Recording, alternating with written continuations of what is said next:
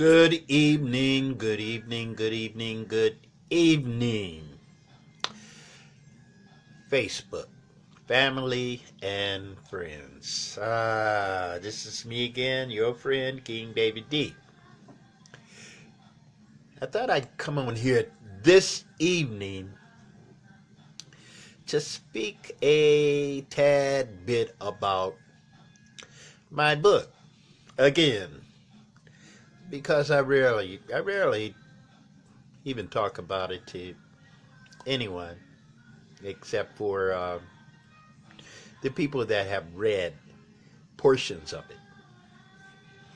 And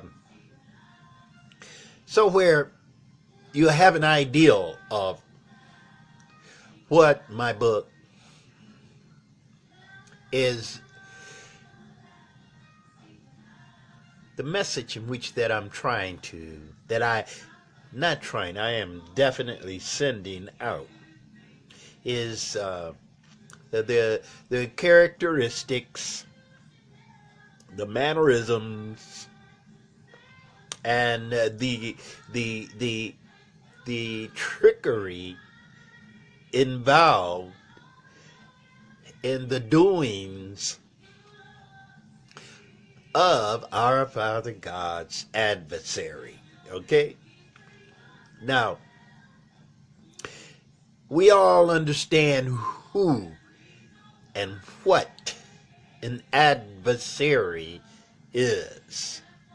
Well, an adversary is an enemy. Okay? And, you know, this entity that I speak about has the capabilities of worming in and out into individuals' concept, their capabilities of reasoning, their thought patterns, their ways of seeing right and wrong. Rather, sometimes if right and wrong even matters to them. Okay? Because see, we have individuals in our existence yesterday, today, and tomorrow that don't necessarily care about what's right, what's wrong, or care about if our Father God, do indeed have commandments in which that he wants us as his subjects, his children, his people should abide by. Like what man has in this existence that man call laws. Okay? Now, where man get that idea from, laws? Because this is something that man understands that our Father God has on us. He has commandments, things in which that he chooses for us to abide by, and the prerequisites to enter into the gates of heaven. Now, how do we learn how to live in that particular concept, in that particular frame of mind? in that type of disciplinary capabilities to be able to know that our Father God is the Alpha and the Omega, the beginning and the end, in this existence and beyond. Now, we see some pretty rotten things going on today in this existence today that we know for a fact that there is some shady deals going on among men. We have to learn how to be loyal to one another by the types of loyalties in which that we show one another. And how do that begins at home. Okay? If you are obedient to your earthly father and mother and brother and sisters and cousins and uncles, then you understand the way nations abide to one another in their own setting, in their own nation, among their own people, and their allies. Okay? How we get along in this world is by setting treatings, what types of treatings that we have with one another are like trade deals, showing favor in each other's territory, inviting over to one's other country or one's other house, things in that manner. Okay? Now, we have individuals in this world today that chooses to see things as if they do not want to tolerate someone else's individuality. And when, say, you go over to a relative's house that live out of town, and so you see that your relatives, they have neighbors and friends, okay? Now, your relatives have this treaty that is among their neighbors and their friends. And then you come along and you want to disrupt it by maybe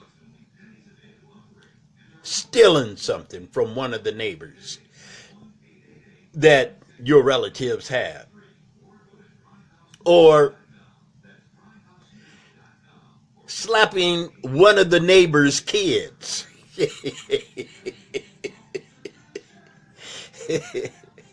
That's taboo. You can't do that. That's another treaty that a person has with their neighbors and their friends and their family members. Now, we learn respect your brothers and your sisters, how you respect one another at home, what the values in which that you are taught when you were a child. So, if we have been raised around, you hear a lot of negativity about an individual, but from your viewpoint, you never seen him do anything or said anything that was wrong. But instead, one of your relatives insists that this person has no respect towards them or anything that is a part of them. But the whole time while you're around that individual's dwelling, you never sense this. You never pick up on this. You never see it. So, you're going about your day, and you still don't see anything. But instead, you are seeing that member of your family stirring up trouble from out of nothing, out of nowhere.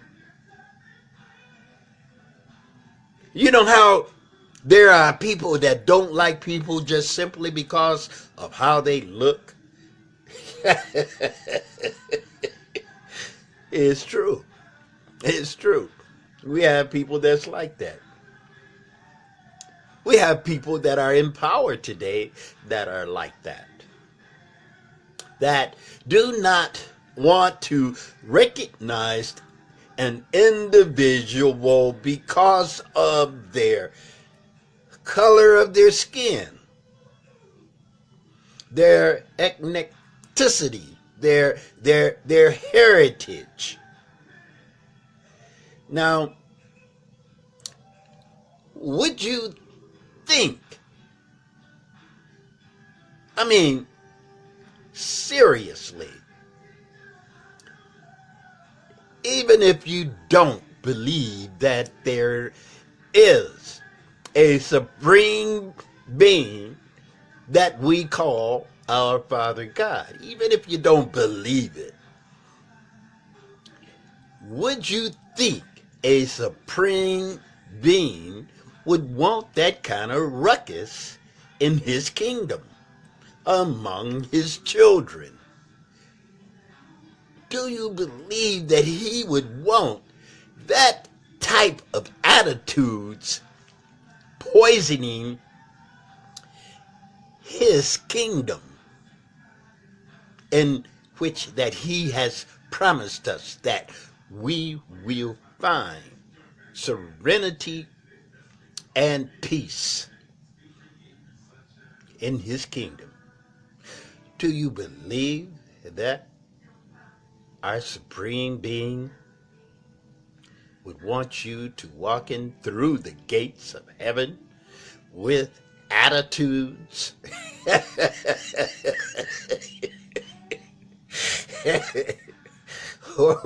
or do you think that he may do as the story that we hear about God casting Satan to hell? Okay? Now,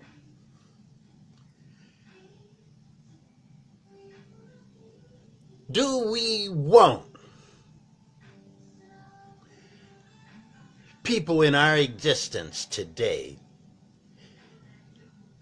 that's constantly nitpicking and wanting to fight with every known country in existence today. Is this the kind of leader that we would want to have to represent us? No, we would. Now, see, this is why I call my book The Man Made Purgatory. Because, see, if you are one of those people that is abiding by our Father God's commandments, and all you want is to abide by our Father God, would you think that the adversary would want you to be even heard? No. No, he wouldn't. Because in his eyes, you would be a troublemaker, a whistleblower, if you will, you know? And so you would automatically be cast aside to keep from being heard.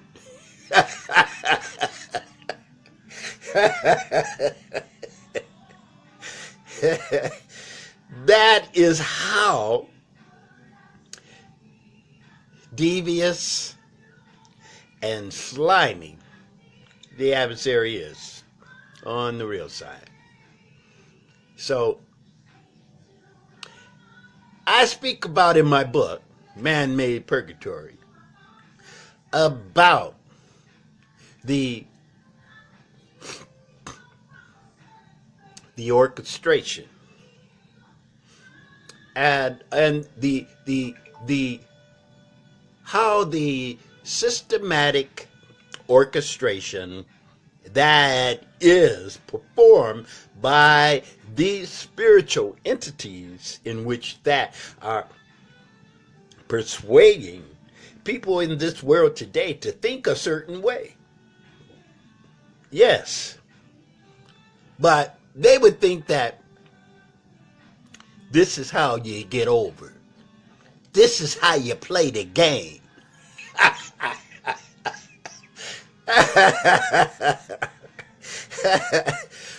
Fools.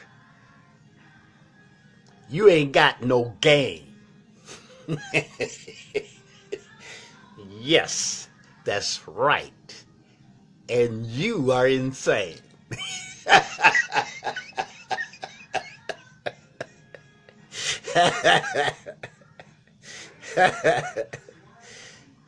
See, because people in this world don't believe that you should be looked upon on your merits. Okay? And if your merits are destructive and disrespectful and just all around unacceptable, well, there are people in this existence today that will bring you into their circle because you are useful to them, because that is the way that they say the only way that people will understand. See, the adversary has set a manner in how that he says that we should live. But see, all along, as we move about in this existence, we have this thing that we call a conscience, right? a conscience. That's right. That thing that we got on our shoulders. That thing that tells us what is right and what is wrong. So, now, when we had this, it has become new things that have been brought into existence to help mankind, that a great man named Martin Luther King decided that he would stand for his fellow man and tell them the way that they can bring about a change that should stick. This is how the act of civil rights was brought about. How the law of civil rights came about. This is how man came along and brought together the NAACP.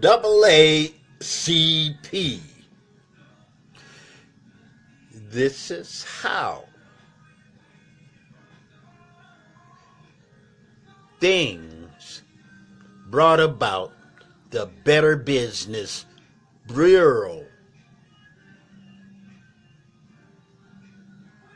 These agencies that we have today that are here to protect people of their humanity. But see, to be able to receive these types of representation, you must have the capabilities of knowing and understanding what is humanity.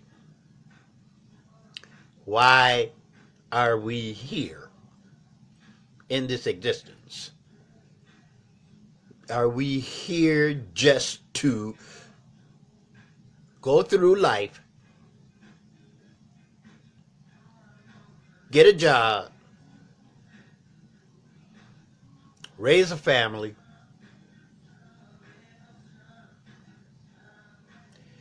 save some money, and then die? Is that all? Is that all?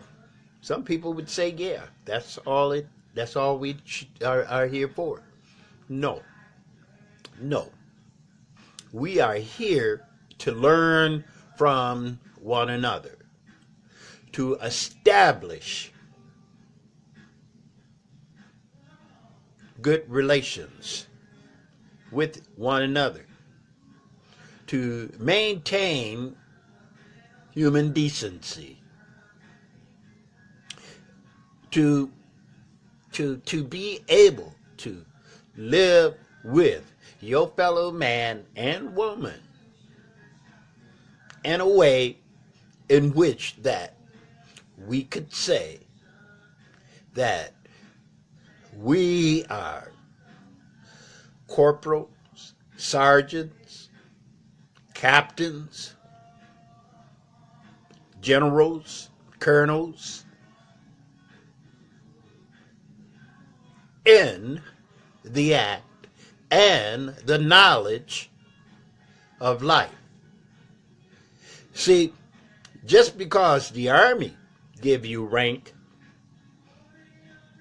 so does living life give you rank also, on how you live, on what you do, why you live. So, understanding and teaching your children right from wrong. Sometimes we have children, no matter what you say to them, they just do not want to hear it. Matter of fact, they will keep their distance from you because they don't want to hear it. They think that being a gangster, being a thug, being a, excuse my language, a whore, for a thug, for a gangster, the prostitute, to go around and cause disruption among their fellow peers. Well, when they get in that way, I suggest that you pray. I suggest that you pray that they see a brighter day, and pray that the Lord will guide them in that way. Because you don't want it within your vicinity, within your area of livelihood. You don't want this type of conduct disrupting your peace and serene. So, it's good if you stay clean, and if staying clean and your focus in the direction in which that you know that is only right. Distance yourselves from these types of characters, both day and night. So, man-made purgatory came about from me finding myself living on the streets here in Kalamazoo with every known relative of mine locking me out. So when I would try to gain some type of mobility to establish some type of stability, to have a foundation to begin my quest to do my best, there was no one in favor of me having that way of life, to present, to find, and to establish my opportunity in which that life had moved from out of my reach. Family members that knew me well enough to know that I had gifts, talents, capabilities, and scruples. Of course, they would say that, no, David had no scruples. David made no sense. But of course, I would not make any sense to them because they didn't want to see me or accept that I was who I claimed to be. And so I had to go on through life and struggled to do my best, and only found my rest behind bars in prison, because there were times when living on the streets came to a area in my life in order for me to survive without any cash. I was dragging my, yes.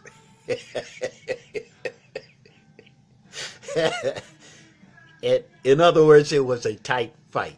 So I ended up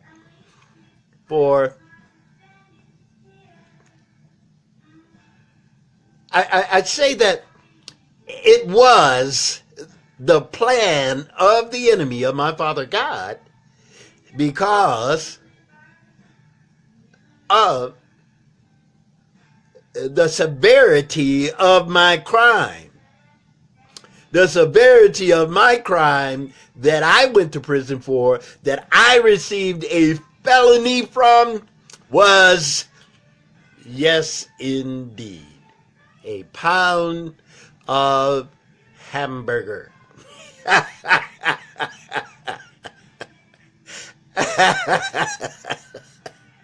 That's right, a pound of hamburger.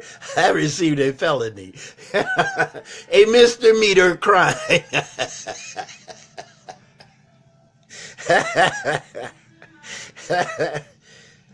Isn't that terrible? Yes, it is. And society should be ashamed of themselves for even allowing something like that to occur with an individual in the U.S. of A. And I would say that even though the people that was around that orchestrated my life into being such a troublesome way of my family, I forgive them. Yes, I have. I forgave them. I forgive them. But most of them aren't here anymore. Most of them are dead. And, but there are ones that influenced the manner in how I live that are still here today, that instigated, yes, that had a lot to do with my manner in which that I lived. Oh yeah, they encouraged it.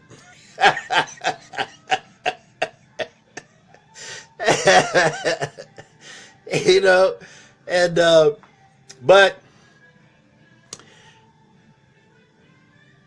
I've moved on.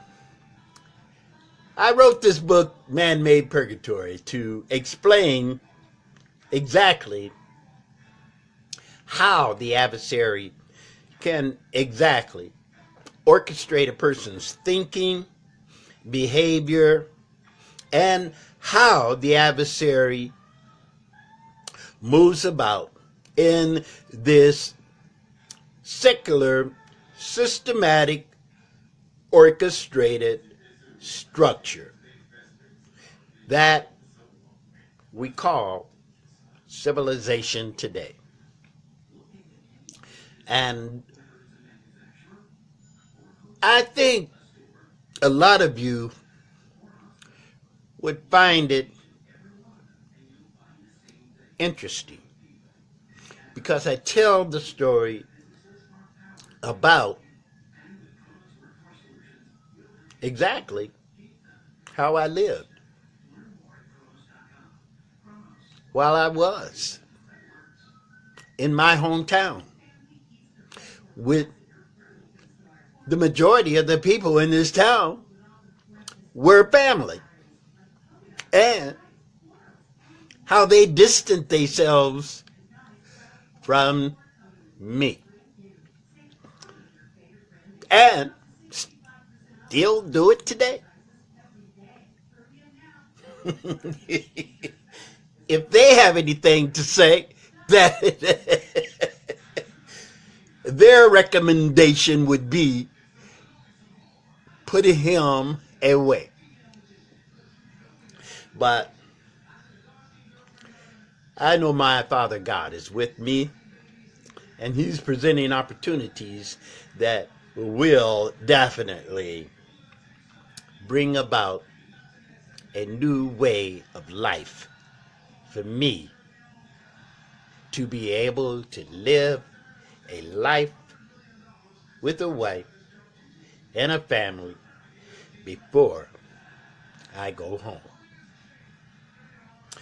So, I hope that I can get some people that will be with me during my time of trying to put together and have this book of mine published, because the villains that are in there you would not believe. And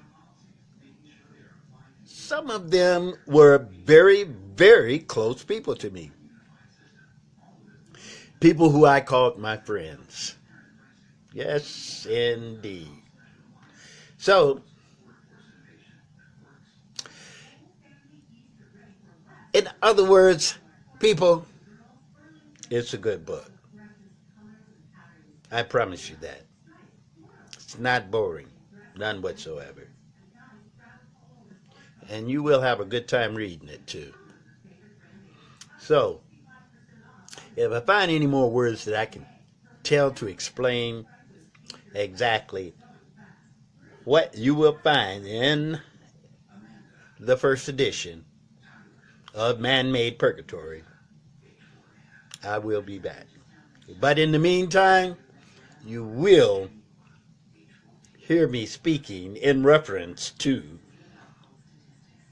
the administration that call themselves the ultimate and the greatest administration that ever came through America today, which we know is a lie.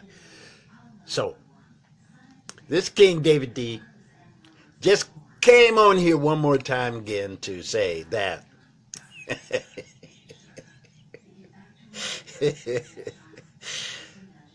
I love you. You love me.